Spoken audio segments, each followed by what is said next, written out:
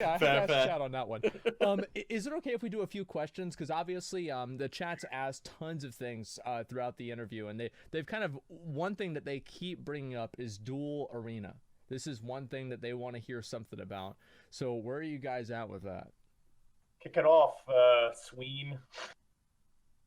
Cool. Let's give some context then. Yeah, So the duel arena in game is an area in game. It's like a coliseum in a sandy desert part of the game. Yeah. You can challenge other players to duels. It's the dueling arena. As part of that, you can also stake against them. So, I'm going to Oh boy. wager my coins against your coins that I'm going to beat you into a duel.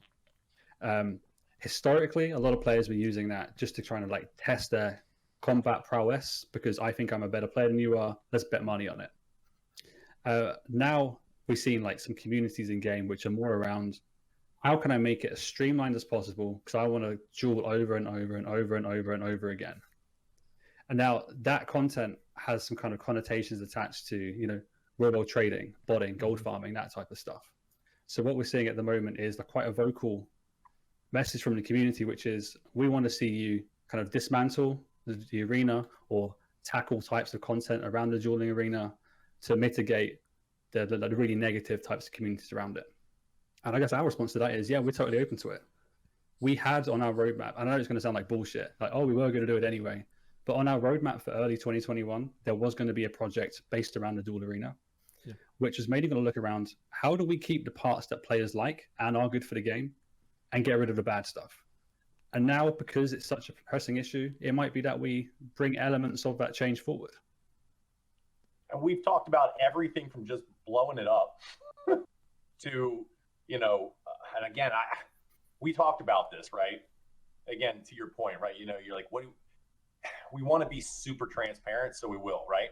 We can cap staking. We can cap how often you stake. We can do all kinds of stuff, and we've discussed a lot of it, right? And to Sween's point, it is on our roadmap, and we can pull it forward. It's not, nothing's off the table, right? And it's all because of the players and how they're reacting. But to Kieran's point earlier, we have data, and there are a lot of players that use this without getting into the real world trading or all that stuff. So we got to figure out a way.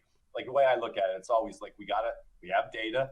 We're going to make some changes. We'll look at the data again, make sure that we're going the right direction. We'll make more changes, but I'd like to do it knowing what we're getting into, because it's easy. We can just blow it up tomorrow if we wanted to, but then that's going to impact like legitimate players, and I don't want to do that either.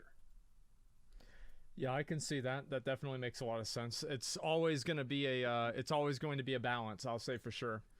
And another question people had was about, I'm assuming the group Iron Man, where you're pretty much going to be